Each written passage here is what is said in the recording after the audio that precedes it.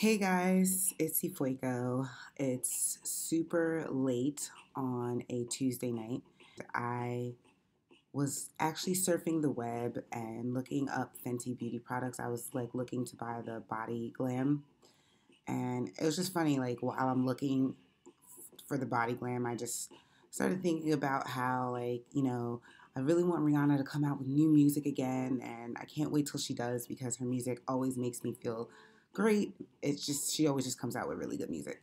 So then I thought about like the last time I actually saw Rihanna, and it was at her album release party for the Unapologetic album. I was at her album release party, and it just made me think about how I got kicked out of her album release party. So I just figured, why not share that story with you guys? It all started. We actually I got a call from one of my really good friends, Pilar. She was like, "Oh, Ifueko, guess what? I got invited to Rihanna's album release party, and I want to know if you want to go." And automatically, of course, I was like, yeah, you know how much I'm obsessed with Rihanna? And she's like, yeah, that's exactly why I'm inviting you. And she told me the day before, so I did have time to find a dress. Like, it was at the 4040 Club in New York City. And it was supposed to be a private event. Like, not a lot of people knew about the event. So that was even more cool. But when we got to the 4040 Club, we pulled up in a cab. And of course, there were tons of people trying to get in. And I remember looking at Pilar like, I do not want to wait in this line. Like, we're on the list, right? We're be able to get in.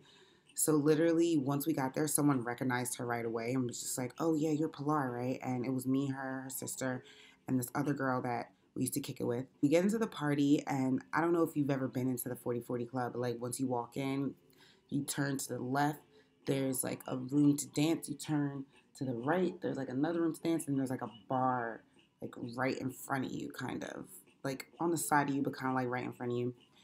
Of course, we went straight to the bar because I think we got there kind of early. Rihanna wasn't even there yet, but there were a bunch of celebrities around. So the way it was set up was that like there's the bar when you walk in, and then like there's a stairway going all the way up to like other rooms upstairs and stuff. We go to the bar downstairs, but then we realize like the party's mainly upstairs.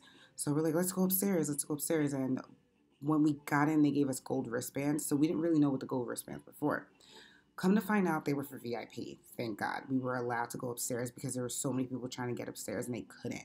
We started networking, talking, meeting lots of people. I think I was on my, second drink by then. I'm feeling really loose. I'm feeling really good. I'm talking to people, getting to know a lot of people in the industry. Actually, the first person I spoke to, I think, was, what's her name? Jennifer Williams. She was on Basketball Wives. She was really sweet, really nice. We talked to Tony Rock.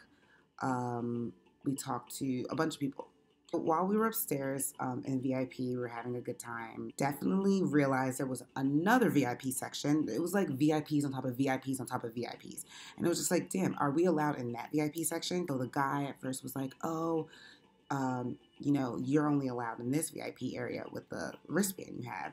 And I was like, no, no, that's not true. I was able to convince the first bodyguard that we were allowed back there. Come to find out, he didn't even know what he was doing. He didn't know who was allowed back there, who wasn't. So that's why I was able to convince him. Apparently, we were allowed back there, but there was this one room that we weren't allowed in. And of course, that was the room that Rihanna was in. And of course, they didn't just want anyone in there. So that made sense. I remember talking to J. Cole while going back there, and him like he had to go and talk to the DJ and like let the DJ know he was here. So he's like, "Oh, don't worry, I'll come right back and talk to you."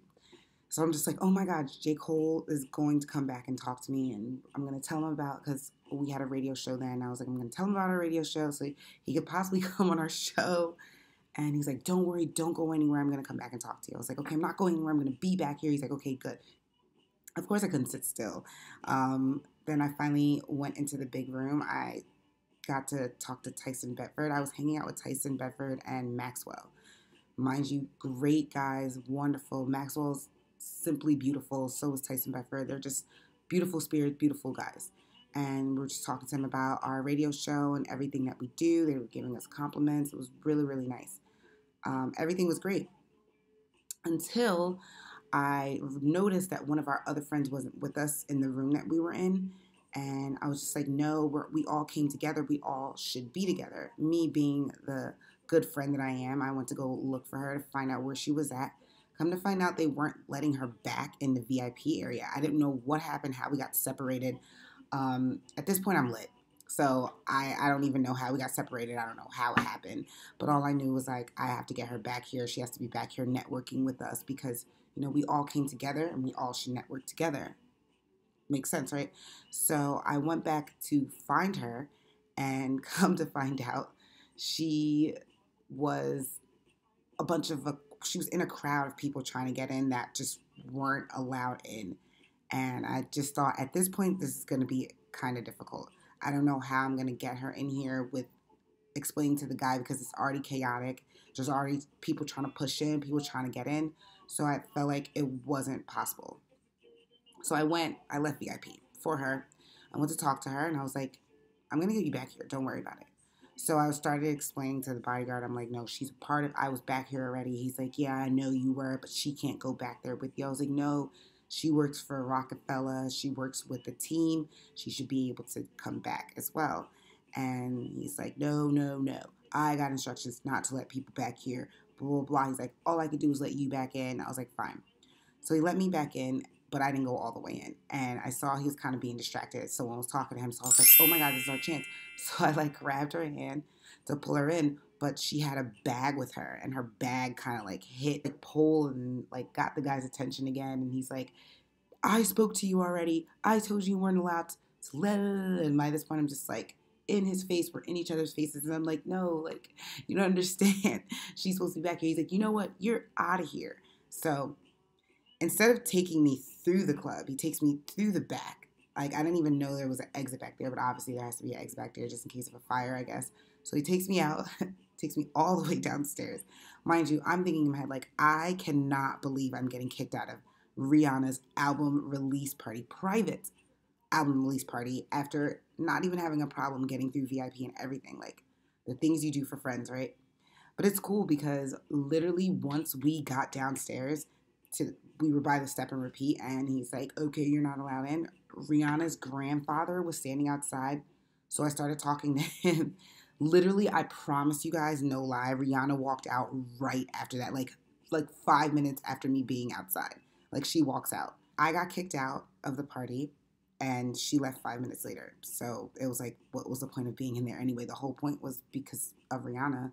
So I got to like, I was just like shocked that she came out so fast. So she's like, she talked to her grandfather. I was standing right there and like said what's up to her, and it was cool. And then she like went into her car and left, and I had a great time. Like, even though I got kicked out. The only thing I do regret is that I did not get to talk to J. Cole, and like he really wanted to talk to me, and I will never know what our conversation would have been because unfortunately it didn't happen because I got kicked out. But that's fine because I know I will see J. Cole again one day. We will have that conversation, even though it was about 4 or 5 years ago.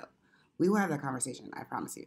But yeah, that was my experience at getting kicked out of Rihanna's album release party. Literally after that, my friends came out and was like, what happened? I'm telling them like, I got kicked out. I was trying to pull so and so in, and then it didn't happen. So I'm a big Rihanna stan, and I will always be. Even though I got kicked out of your album release party, I still had a great time, and I love Rihanna, and I love you guys too. And thank you for listening to this story.